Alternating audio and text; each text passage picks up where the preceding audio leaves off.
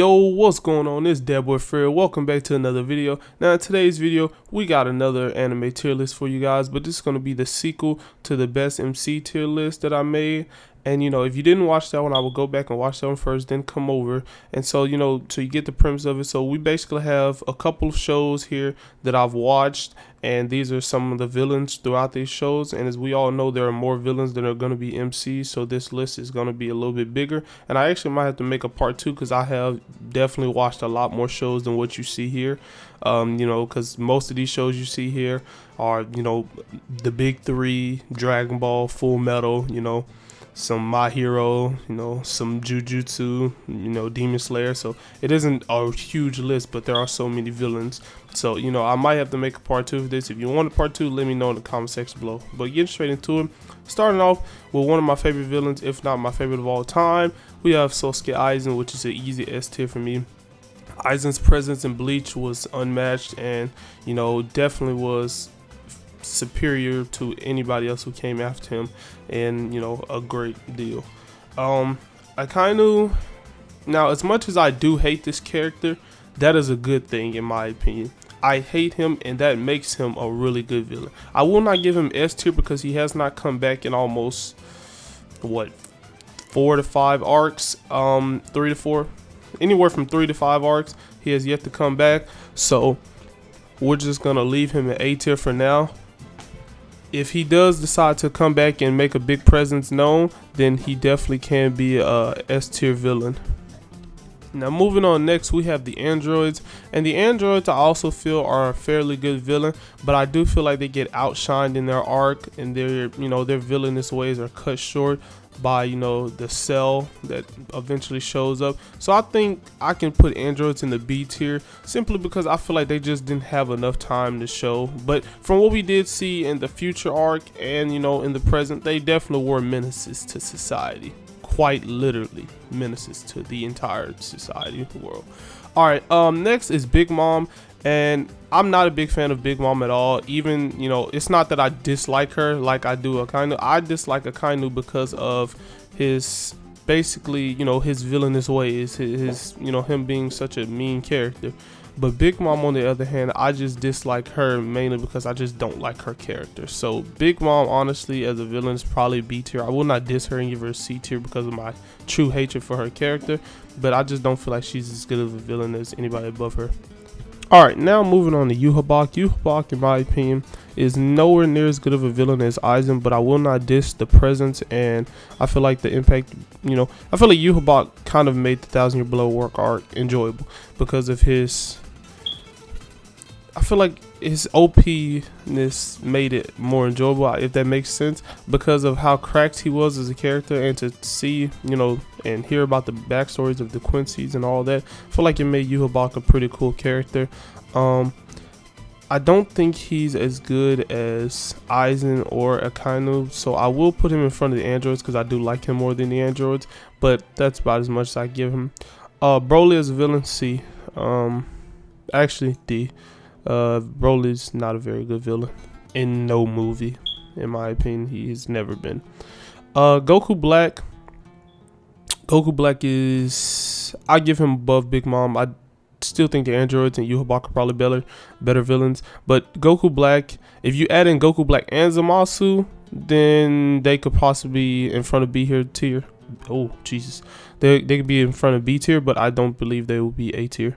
Demon King, the Demon King I would probably give C tier, and the only reason I would give him C tier is because the Demon King didn't really do anything for the absolute longest. He kind of pulled a Kaguya, if that makes sense. He was, but the difference is he was actually talked about. Kaido wasn't talked about to the very end. He was talked about throughout most of this series. Once everyone kind of found out that Meliodas was a demon, except for Marlon because she already knew, and Elizabeth once she got a memory. Everybody else, once we started learning about Meliodas and we figured out he was the son of Demon King, he was always Demon King this, Demon King that, and we've seen throwbacks, flashbacks, but we never seen anything of him until the last 10 episodes he finally decides to show up. So that never makes for a very good villain.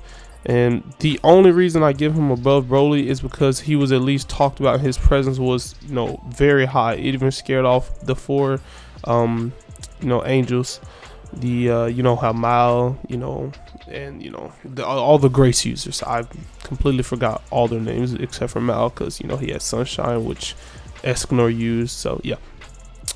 Dio is an easy A tier for me. His presence in both part 1 and 3, and then even his influence in the later parts on some characters.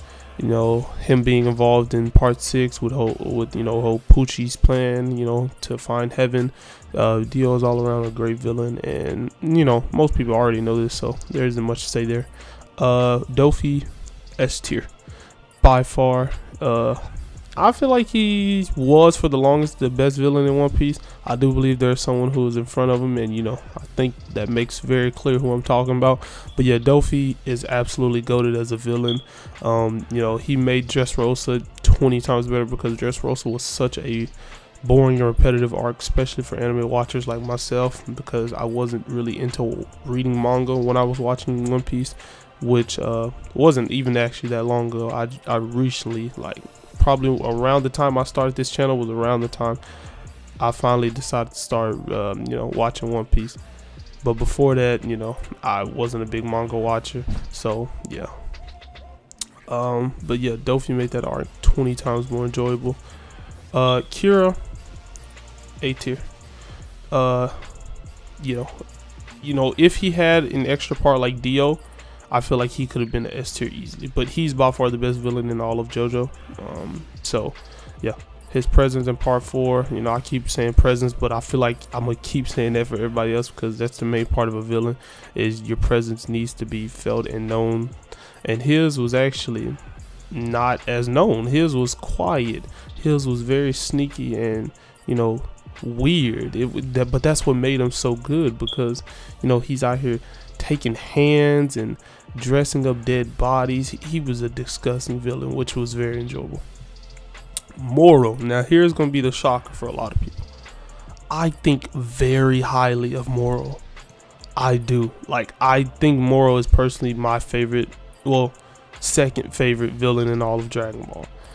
I really think highly of Moro. I don't know what it is, but after reading the Moro arc, it's just, I felt that it was so much. I felt that I just liked his character a lot more than I liked some of the other past villains in Dragon Ball. And it is very much to say, that's just one of my takes. Frieza, S tier. That was pretty obvious. I really don't even need to talk about that. It's Frieza. Come on. Boo, B tier. Everything.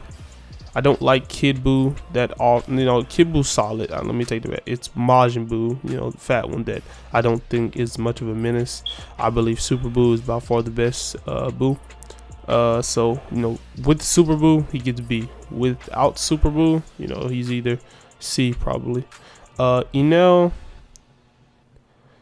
I give Enel C tier. I felt that Enel was very dumb with his power usage, and he just wasn't a very smart villain all around. He was supposed to be intimidating as this god figure, but I feel like Luffy was just kind of like the worst guy to put up against him, and he was just his direct counterpart. So it was quite sad to see him go out the way he did. Now moving on to the father from Full Metal. I do believe he is a C tier, and the only reason I say that is because he once again pulled basically a Demon King, and once people start figuring it out, he still never came out until the last 5 to 10 episodes. I understand that a lot of villains do that. They only have one main fight throughout the entire series, but there are times where these main villains pop up constantly over and over and over and over again. Yeah, even Aizen only seen him fight probably twice in his series, Well, you know, he had multiple fights in the fake Crocodile arc, but you know, for the most part, it was either that arc or the very first Soul Society arc where you've seen him do anything. But other than that, he was pretty quiet. But they executed it a lot better than some of these other shows like Seven Deadly and, you know, Full Metal did. Now, King Bradley, on the other hand, King Bradley was actually a pretty solid villain. He was by far the best in Full Metal. King Bradley had a menacing freaking presence, you know, considering the fact that we all thought he was good at first, and then he just had this slight turn, finding out he's one of the homunculi. It was pretty fire. I like King Bradley a lot. Gekko Mori, I feel like he's better than Enel. I feel like Gekko Mori gets brought down because of his arc, and you know, honestly, Gekko Mori, before he started absorbing shadows and he got the typical old, you know, really big villain, you know, power boost where they just get really big. Before everything about that, he possibly could have been a B tier, but because of that, he kind of dropped off. And even in the not 1,000 Year Blood arc, wrong anime. Even in the Marine 4 arc, you know, he was kind of just fodder. Hisoka is not A. Hisoka is B in the back of B simply because he's not a top tier villain, because I've never felt that Hisoka was a villain, and I wouldn't put him down here because I feel like he has some villainous type things that he does, but I've never felt that he was like a true villain. So I will probably keep Hisoka at the back of B no matter what, because he's not. I've just never felt that he was a villain. I just felt like he's one of those characters that just really likes strong opponents and just does, you know, villain things to get to that. So if that makes sense. Diablo, C tier. Once again, another one of these. Talk about the entire series, one fight at the very end. Kaido, new best villain in One Piece. There isn't much to say about Kaido. Kaido's one of the 4 emperors. We know he's one of the big boys in the verse, and you know, he's been making his presence known throughout the start and finish of Wano. Crocodile is a tier. He is by far number 3 on the One Piece villains list. I feel like Crocodile is just amazing. Miriam is top of A tier.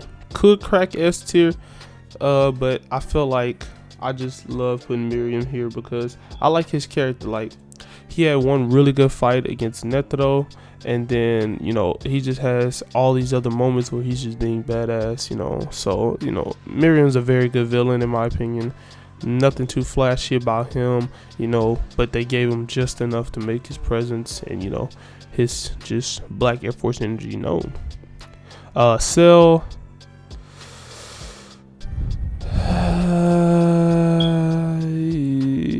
yeah, I give Cell A tier.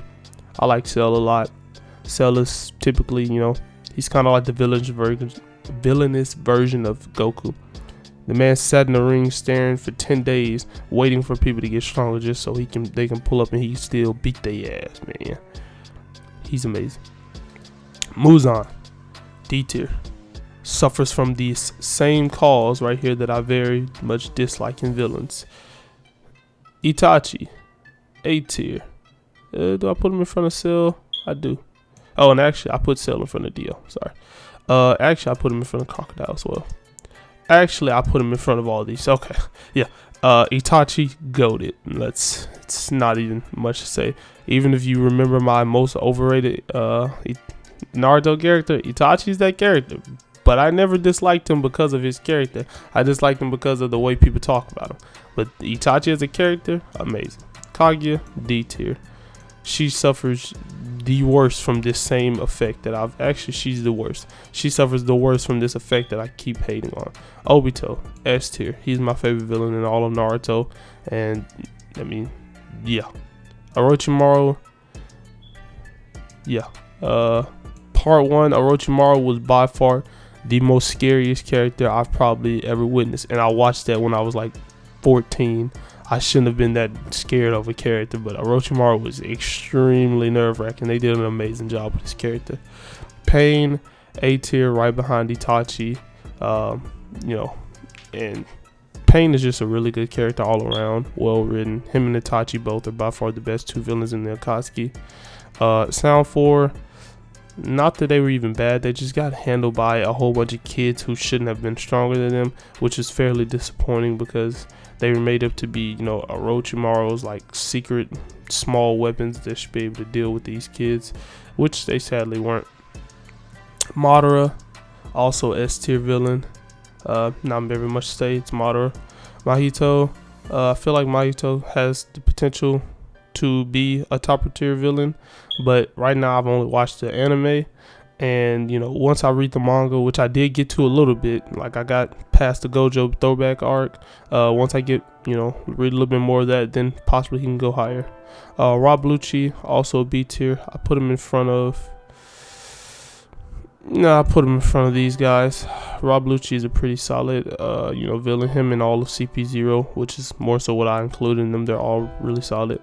Shigaraki, I feel very highly of Shigaraki. I think he's an amazing villain. I believe he is the one thing that kept me into My Hero the entire time, because I knew he was somewhere to come in. Even in the beginning, before they started talking about him, I knew his presence was going to be, you know, extremely big. So I've always been a big Shigaraki fan. 7 Commandments.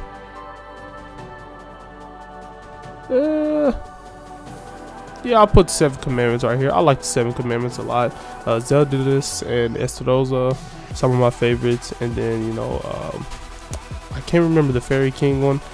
His name is a little hard to pronounce. Him and, you know, Jewel, the big giant, they are some of my favorites too. I really enjoyed the 7 Commandments. You know, after coming back from 3,000 years of being sealed away, you know, they definitely made their presence known on the world immediately. The rest of the Akatsuki, I could put them at B tier, you know. Yeah, put them in B tier. Rest of the Akatsuki were all pretty solid, you know, nothing too special. They were pretty much thrown in the shadow by these two right here. Espada, I put Espada at the front of the list. I do think the Espada were, well, no, I put them behind you. No, I don't.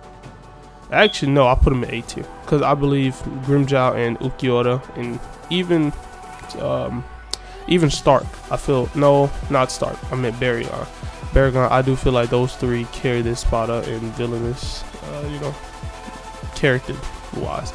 You know, Grimmjow, Baragon, and Ukiura are definitely their 3 top runners for the best villains in that group. You know, and moving on to Arlong.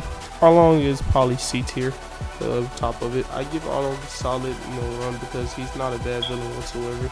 He just was the first arc of One Piece, so, you know, isn't very much you can, you know, do in the very first arc. But, you know, he definitely was a menace to that entire island. And All For One, bottom of B tier. All For One is good. It's the simple fact that All For One is being lived through Shigaraki, which makes Shigaraki better, and All For One kind of worse. So yeah, it's kind of weird. But yeah, that's gonna wrap up this list right here. I hope you guys enjoyed the video. Please be sure to leave a like and subscribe. And if you want part 2, leave it down below so I know if I want to make, you know, the second part of this list. You know, but with all out the way, I'll talk to you guys in the next one.